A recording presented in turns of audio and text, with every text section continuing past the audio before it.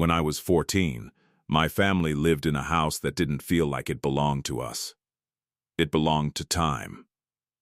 It was the kind of old place that carried generations in its bones.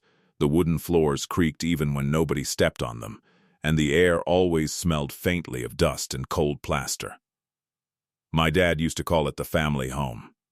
But to me, it was more like a museum that never closed. The house had been passed down for decades. My father grew up there. His father grew up there too. And somewhere deep in the walls, it felt like the house remembered all of them. Especially the attic. The attic was never a place anyone went casually. It wasn't a childhood hideout. It wasn't a storage space we organized neatly. It was more like a graveyard. Old furniture covered in sheets. Boxes stacked so high they leaned like crooked towers. Holiday decorations buried under things nobody wanted to touch. The attic door was in the upstairs hallway, a pull-down ladder with a thin string hanging from it like bait. We only opened it once a year. Christmas. That year, my dad decided I was old enough to handle the decorations myself. He stood at the bottom of the ladder with his arms crossed, giving me instructions like it was some kind of mission. "The red tubs are on the left," he said. "Lights are in a clear container near the back. And don't move anything you don't have to." I nodded. I wasn't really listening.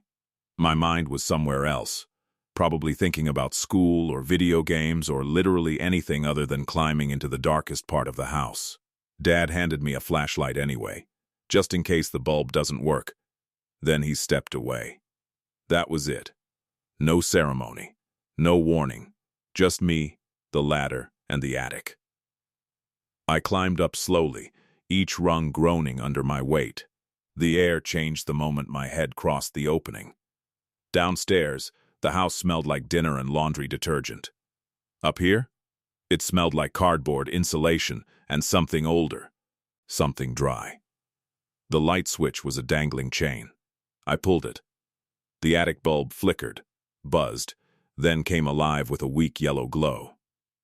I stood there for a second, letting my eyes adjust. The attic was bigger than it should have been, not tall enough to stand comfortably everywhere, but wide. Strangely wide. Like it extended farther than the house underneath it. Boxes surrounded me like silent witnesses, and the deeper corners felt darker than they should have, even with the light on. I shook it off. It was just an attic. Just storage. Just Christmas decorations. I stepped carefully between old furniture and plastic bins, searching for anything red. After 10 minutes, I realized something horrifying. I couldn't remember what my dad told me. I couldn't remember which boxes, which side, which container. I just stood there, annoyed at myself. And there was no way I was going back down to ask. My dad hated repeating himself, so instead I started opening random boxes.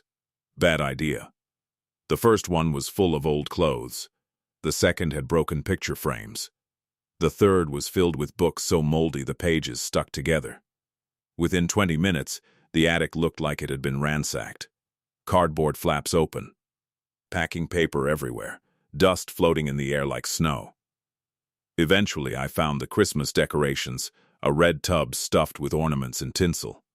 Relief washed over me. I hauled it down. Then another. Then another. 4 trips up and down the ladder. By the time the living room was full of holiday junk, I was sweaty, irritated, and desperate to be done. But I went back up one last time. Just to check. The attic light hummed overhead. The mess I'd made looked worse now. I sighed, already imagining Dad's face when he saw it. Then, something caught my eye. A corner of the attic I didn't remember seeing before.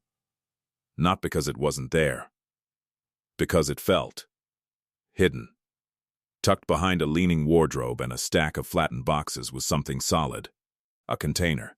Not cardboard, not plastic, black, heavy. Like one of those document cases people use for important files. It looked old, older than everything else. And it didn't belong. My curiosity kicked in before my fear could stop it. I pulled it out. Dust exploded off the lid. There was no lock. Just a clasp. My fingers hesitated. Then opened it. Inside. Papers. Hundreds of them. Loose pages, notebooks, torn scraps. Some were yellowed with age. Others looked newer. Every inch of every page was covered in handwriting. Tight. Obsessive. Like someone had been afraid to waste even a single line. At first, I thought it was some kind of diary, maybe my grandfather's. But the writing didn't feel personal. It felt wrong. I flipped through a few pages. The first entries were harmless. Weather notes. Lists of chores. Odd little observations. The house settles louder in winter. Attic smells different after rain. Normal enough. But then, the tone shifted. The handwriting became sharper, more frantic. The measurements do not match. I blinked, turned the page. Numbers, dimensions, diagrams of the attic, then diagrams of the rooms below. The writer was comparing them, over and over, again and again, as if they couldn't accept the conclusion. Then I saw the sentence that made my stomach tighten. There is missing space. I read it twice. Missing space? The writer explained in messy paragraphs that the attic was smaller than it should be. That one wall, the longest wall on the east side, didn't add up. There were several feet unaccounted for. Like the house was hiding a pocket of emptiness. Or something inside it. The entries became an obsession. The writer described pressing their ear against the wall. Listening. Waiting. Scratching. 2:14 am. 3 minutes. Breathing. Not mine. It knows I am here. My mouth went dry. I kept reading even though every instinct screamed at me to stop. The writer began sleeping in the attic. Night after night. Waiting for something. The handwriting deteriorated. Letters twisted. Lines slanted downward. The wall is thin today. It is closer. Then the final pages. No sentences, just tally marks. Rows and rows of them. Counting something. Counting time. Counting nights. Counting, I didn't know. And then, nothing. The last page was blank. I sat back on my heels, shaking. The attic suddenly felt colder. The buzzing bulb sounded louder. And the silence around me didn't feel empty anymore. My eyes drifted, slowly, unwillingly, to the wall. The wall the writer obsessed over. I stared at it. It looked normal. Just old wood paneling. But now, I noticed marks, tiny cracks, faint indents. Like something had pressed from the other side. My throat tightened. I stood up quickly. I didn't want to be in the attic anymore. Not alone. Not with that box. I grabbed the black case, nearly dropping it in my panic, and stumbled toward the ladder. Halfway down, I looked back. And I swear. For just a second, the attic felt deeper than it had before, like the shadows had shifted. Like something was standing where I'd been sitting, waiting for me to leave. I didn't stop moving until my feet hit the hallway carpet. The attic ladder snapped back upward behind me with a loud clack, like the house itself was sealing something away. I stood there breathing hard, the black document box clutched to my chest like evidence from a crime scene. For a second, I actually considered shoving it back up there and pretending I'd never found it. But I couldn't. Curiosity is a sickness when you're young, and fear only makes it worse. I went downstairs, where my dad was untangling Christmas lights in the living room. He looked up, already annoyed. "You get the decorations?" I nodded slowly. "Yeah, but I found something else." That caught his attention. I set the black box down on the coffee table. The moment he saw it, his face changed. Not confusion. Not curiosity. Something else. Something almost like recognition, but buried under denial. "Where was that?" he asked. "In the attic," I said. "Back corner. Hidden behind stuff." Dad didn't answer right away. He opened the clasp slowly, like he was afraid of what might jump out. Then he flipped through the pages. At first he didn't react. Then his eyebrows tightened. His jaw clenched. "What is this?" I asked. Dad didn't respond. He kept turning pages faster, scanning handwriting, diagrams, measurements. Then he stopped on one entry. His hand froze. I watched his thumb tremble. "This isn't," he muttered. "What? This isn't my father's," he said. My stomach sank. But it was in the attic. "I know," Dad whispered. He looked up at me. And that's the problem. The room suddenly felt too quiet. My mom was in the kitchen, humming softly, completely unaware of the cold dread creeping into the living room. Dad closed the box. Hard. Almost angry. "Show me where you found it." I hesitated.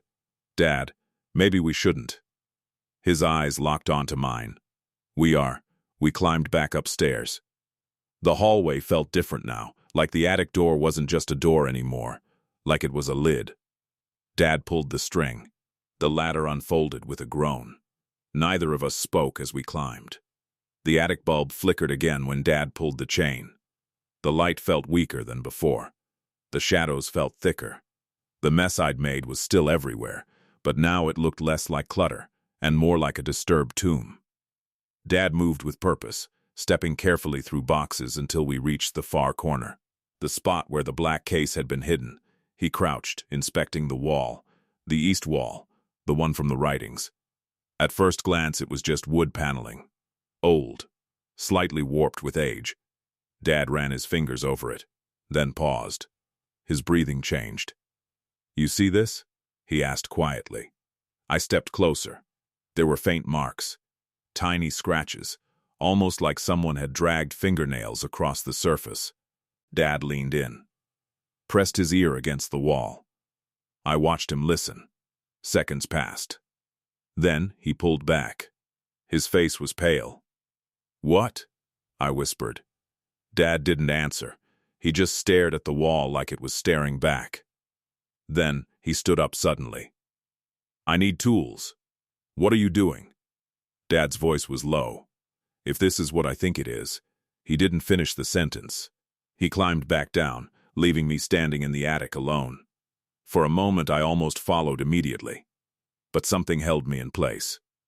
That wall. The idea of missing space. The thought that the house contained a room nobody knew about. A room that shouldn't exist.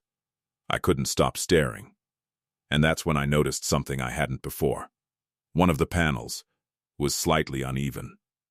Not much. Barely a fraction of an inch. But enough that it looked like it had been put back, not built. My throat tightened. I took a step closer. The attic was silent except for the bulb buzzing overhead. I raised my hand. And before I could stop myself, I pressed my palm against the wood. It was cold. Colder than the rest of the attic. Then, something happened. So subtle I almost convinced myself I imagined it. A vibration, like the faintest movement on the other side. I yanked my hand back like I'd touched fire. My heart hammered. I backed away quickly. "Dad," I called, voice cracking. No answer. The attic felt too big. Too hollow. I suddenly understood why the writer had gone insane. Not because of what they saw, but because of what they couldn't explain. Then Dad returned. He climbed up with a crowbar in one hand and a hammer in the other. His face was set, determined, angry, like a man trying to rip open a lie. "Stand back," he ordered. I obeyed immediately. Dad wedged the crowbar into the seam of the panel. Pulled. Wood creaked. Dust rained down. He pulled harder. The panel resisted, like the house didn't want to give it up. Then, crack. The board snapped free. Dad ripped it away. And behind it, there was darkness. Not the normal darkness of an unlit space. This was deeper, thicker, like a mouth opening. Dad shone the flashlight inside. And my stomach dropped. The writer was right. There was a hidden space behind the wall, several feet deep, running the entire length of the attic. A hollow corridor of nothingness that should not exist. Dad stepped closer, sweeping the beam across the interior, and that's when we saw the markings. They weren't random. They weren't graffiti. They covered the walls completely. Black symbols, lines, shapes that looked almost like writing, but not any language I recognized. Some were circles inside circles. Some were jagged like teeth. Some looked like crude human figures stretched wrong. The air inside that space felt different. Stale. Ancient. Like it hadn't been breathed in decades. I couldn't stop staring. My skin crawled. "Who did this?" I whispered. Dad didn't answer. He climbed inside. "Dad, don't." But he was already halfway in, crouched low. The flashlight beam trembled in his hand. He inspected the markings up close. Then he froze. "Dad," his voice came out strained. "There's more." "What do you mean?" He pointed. Toward the far end of the hidden corridor. The beam landed on something carved into the wood. Not painted. Carved. Deep grooves. Words. I stepped closer, squinting. The carving was rough, like it had been done with fingernails or a dull knife. It read, "I hear it in the house." My breath caught. Dad swallowed hard. Then the flashlight moved again. More carving. "It doesn't live here." More. "It waits here." I felt dizzy. The attic suddenly felt like it was tilting. Dad backed out quickly, almost stumbling. He stared at the hidden space like it might move, like it might breathe. Then he said something I'll never forget. "This was sealed on purpose." I shook my head. "But how? Why?" Dad's face was haunted. "I don't know." Then he looked down at the black box. The papers. The diary. The obsession, and his expression shifted. Not fear. Guilt. Like something clicking into place. He whispered. My father knew. I stared at him. "What?" Dad's voice was hollow. "My dad, he must have found this. Found the writings. Found this space, then why didn't he tell you?" Dad didn't answer. He just stared into the corridor. Because deep down, we both knew the answer. Some things aren't told, some things are buried. Not to forget them, but to keep them asleep. Dad stepped forward, grabbing the broken panel. "We're closing this." "Dad, now." He slammed the board back over the opening like a man sealing a coffin. Then he grabbed nails, hammered it shut. Each echoed through the attic like a heartbeat. When it was done, he stood there breathing hard. The wall looked normal again. But we knew. Behind it, that space still existed. Dad grabbed the black box. "We're not keeping this, but no." His tone ended the conversation. That night, I couldn't sleep. Every creak of the house sounded like movement. Every gust of wind sounded like breathing. I kept picturing that corridor. Those symbols. That sentence carved into the wood. "It waits here." At some point, I heard footsteps upstairs. Slow. Deliberate. I sat up, heart racing. Dad? Or something else? Then the attic ladder creaked. Just once. Like pressure. Like weight. I held my breath. Silence. Minutes passed. Then I heard Dad's voice, faint through the hallway. "Go back to sleep." I didn't answer. I couldn't. The next morning, the attic hatch had a new lock on it. Dad installed it himself. He never explained, and I never asked again. Years later, after we moved out, I asked him one final time, "What happened to the box?" Dad's face darkened. "I burned it." "What about the space?" He stared out the window for a long time. Then he said, "That house was in the family a long time." I nodded. He continued, quieter. "And some families don't pass down heirlooms." He looked at me. "They pass down secrets." To this day, I don't know what was behind that wall. I don't know who wrote those pages. I don't know what the symbols meant. But sometimes, late at night, I still think about that hidden corridor. Empty. Silent. Waiting. And I wonder if it was ever truly empty at all.